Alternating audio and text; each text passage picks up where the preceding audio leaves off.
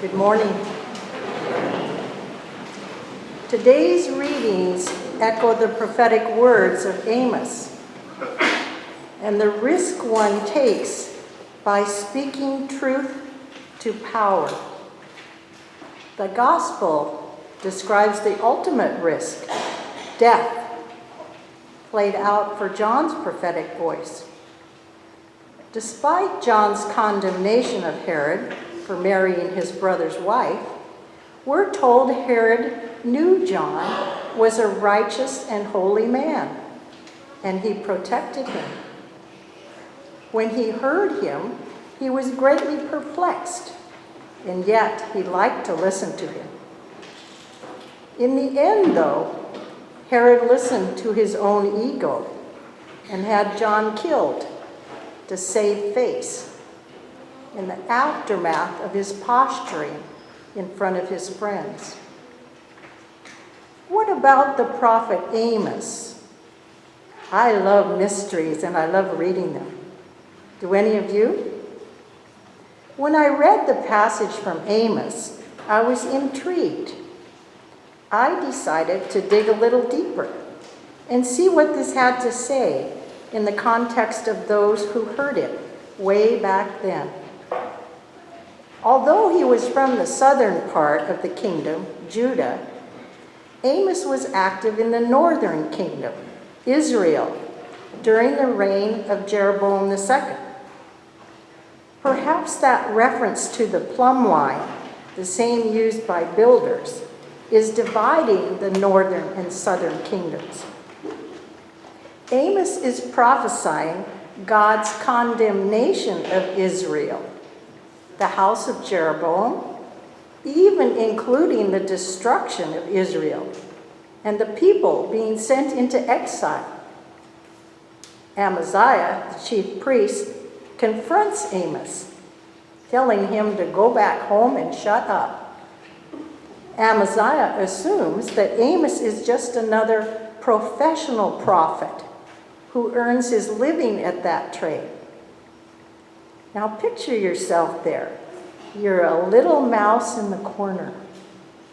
Amaziah says to Amos, "Hey, Amos, you need to go back home and earn your bread there."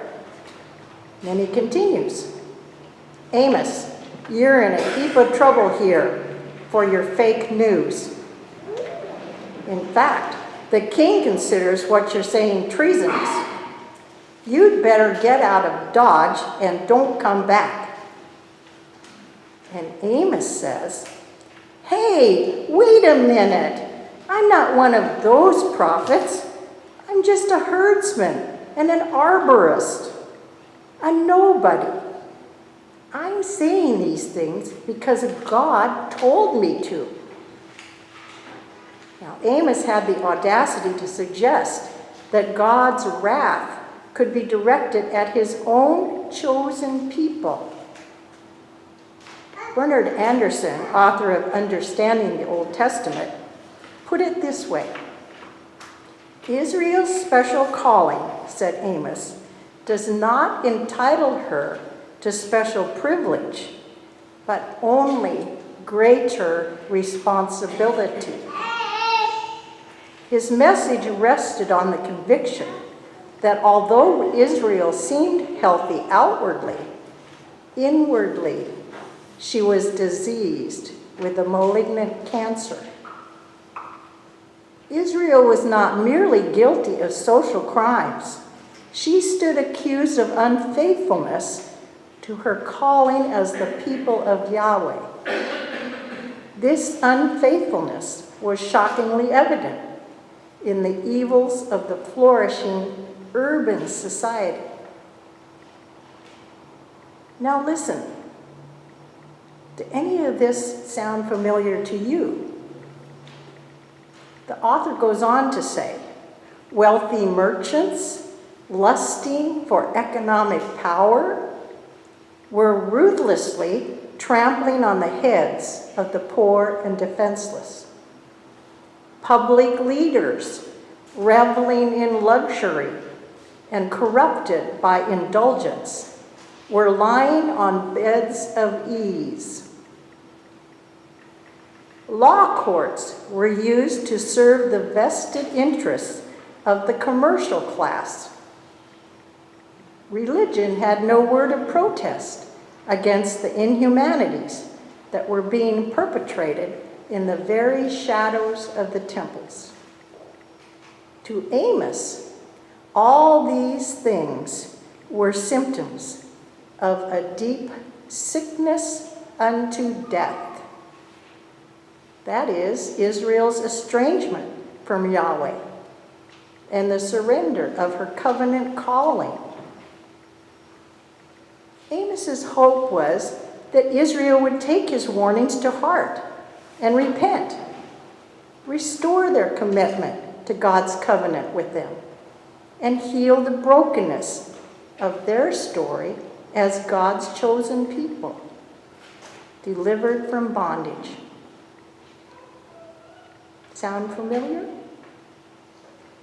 Richard Rohr, a Franciscan, reminds us that we cannot fight angry power with more angry power. Parker Palmer, a Quaker, adds, as we, the people, retreat from the public square and resort to private gripe sessions with those who think like we do, we create a vacuum at the center of America's public life. Politics abhors a vacuum as much as nature does. So non-democratic powers rush in to fill the void, especially those with the power called big money. Palmer also quotes Bill Moyers, the anecdote, the only anecdote to the power of organized money in Washington is the power of organized people. We need prophets today. Why prophets? Rob Bell says it like this: because they fearlessly speak truth to power. They call out injustice and oppression of the system gone wrong.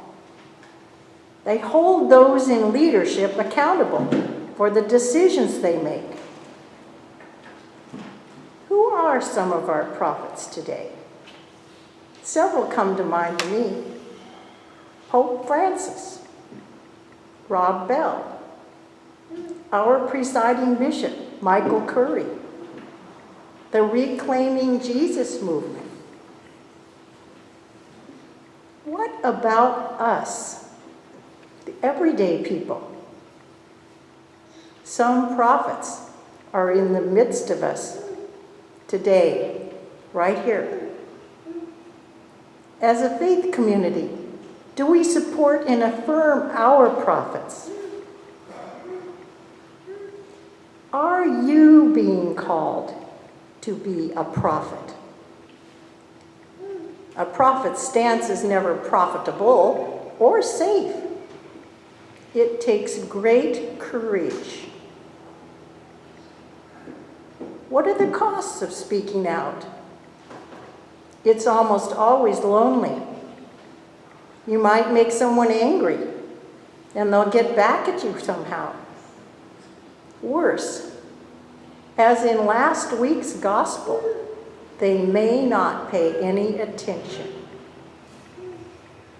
But maybe, somehow, sometime, what you've said may open a door a crack for God to change the hearts and actions of those in power.